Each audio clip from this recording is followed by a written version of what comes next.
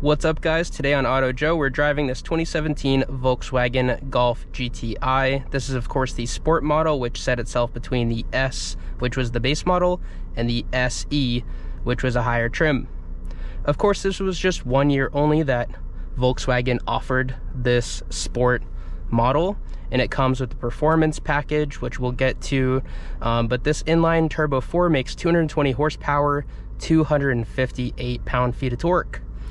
All right, let's get out on the road and see what this thing is about. So as we make our way out of the outlets, I first wanted to thank First International Auto Group out of Merrimack, New Hampshire for lending me this car.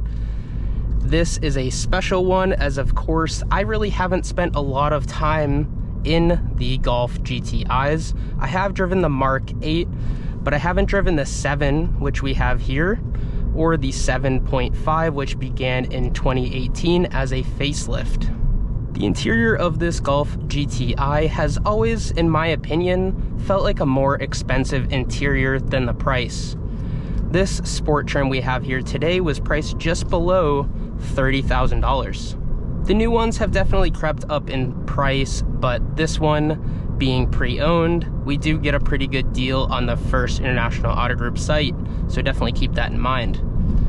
We have these GTI tartan seats, which are heated. They do have power adjustments for the back, but they don't for, moving the seat forward and back. Apple CarPlay and Android Auto came standard in these Golf GTIs. My girlfriend has a 2017 Jetta. She also has this same exact infotainment screen. I will say she has some issues with hers where it'll just randomly freeze or disconnect on her, so keep that in mind, but it is wired Apple CarPlay and Android Auto.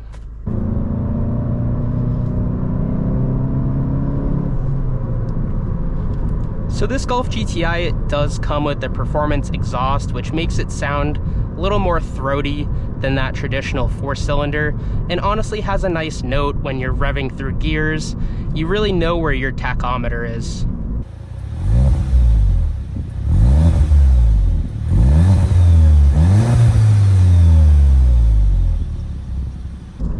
So we don't have a sunroof in this Golf GTI. They took it out, but I would say that I personally would like one. It does get you a little added headroom, but this car has plenty. I'm 5'9" and I have about 4.5 inches of headroom above me.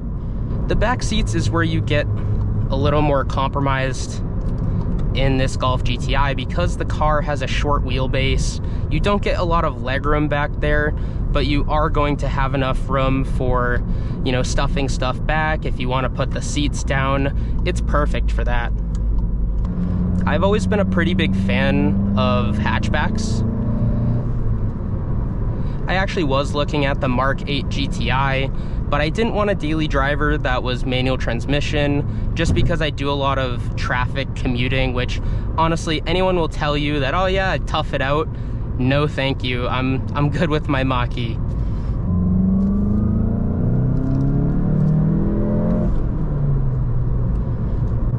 So this definitely has a lot of low-end torque, 258 pound-feet of torque to be exact. It's honestly a hoot on the back roads, and even coming off the line from low speeds, of course you're a little limited with the manual transmission. You gotta be quick than you can with the DSG, but of course you have the limited slip diff, which will help you along the way, especially with that low-end wheel hop. Steering is almost as good as it'll get for a front-wheel drive car. Honestly, it feels very direct. You feel like your wheels are really connected to the steering wheel here. You can definitely feel where they're pointed. Honestly, no complaints in that department. And as far as the shape, I do like the D-shaped steering wheels. I think Volkswagen and Audi make very appealing and attractive looking steering wheels, and this is definitely a good example of that. So since this is the most seat time I've gotten in a Golf GTI product, my opinion on them has definitely changed from what it was before. What it was before is basically like, oh, front wheel drive limits these cars, which of course it still somewhat does. And the DSG Mark 8 I drove was actually quite boring. It didn't have any fizz to it, and I think if you wanted to add fizz to it, you would have to do a custom exhaust, maybe a tune, and that would get some power out of it, but I don't know if that would also affect reliability long term. But so driving this Mark 7 Golf GTI, I will say that you don't have to do anything to the exhaust. It sounds great. We have stock exhaust here, and honestly, I think it sounds perfect. I wouldn't change it a bit. Maybe if this was strictly my weekend car, I would make it a little bit louder, but I think this is a perfect balance for daily driving. So since my better half and I have a 2017 Volkswagen Jetta, let's just talk about the fact that they share a ton of parts. All these buttons here, including the ones in the door cards and the infotainment, are all the same that are in the Jetta. The one difference that I can really point out is just this little panel around the screen. Our Jetta sits a little more forward and the screen's straight up instead of leaned back a little bit, and these control dials down here are a little different from our HVAC controls as well. But other than that, they feel very similar in terms of interior quality.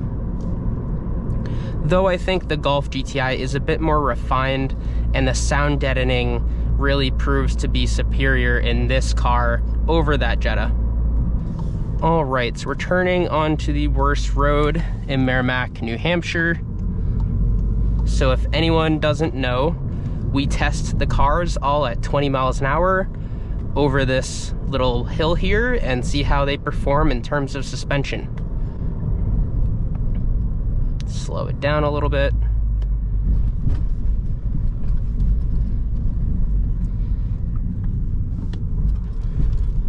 Definitely that short wheelbase is going to hurt you a little bit.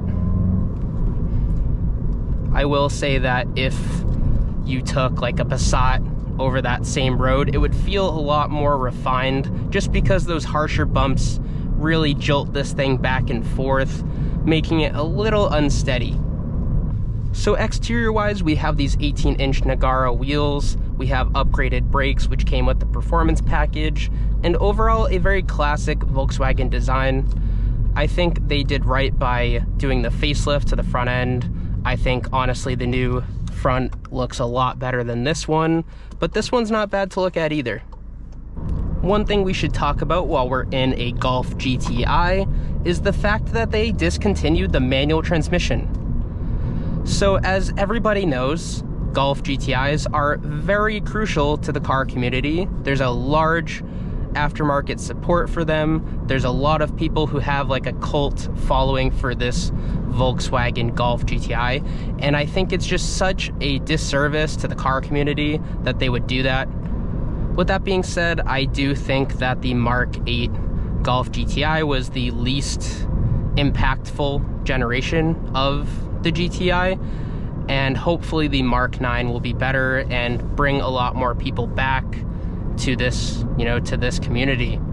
I think the 7 and the 7.5 are still very desirable options if you're trying to buy one pre-owned. You can have a lot of aftermarket support through them, through APR especially, and I think that if you want a car to work on yourself, add some mods to, do some tuning, and practice with a 6-speed manual transmission, look no further. So to conclude my thoughts on this 2017 Golf GTI Sport, I do think it's the sweet spot in terms of the trims. Of course, I haven't had the opportunity to try the others, but I appreciate this one comes standard with the performance pack. Of course, the sport trim was only for 2017, so if you are shopping for a sport trim, keep that in mind. It's just a 1-year trim. Might make it a little more rare and desirable on the, on the second and third, pre-owned market. So keep that in mind. You might have to pay a little more for the sport. So with that being said, thank you all for watching this review. Don't forget to like, don't forget to subscribe, and I'll see you all next time. Bye-bye.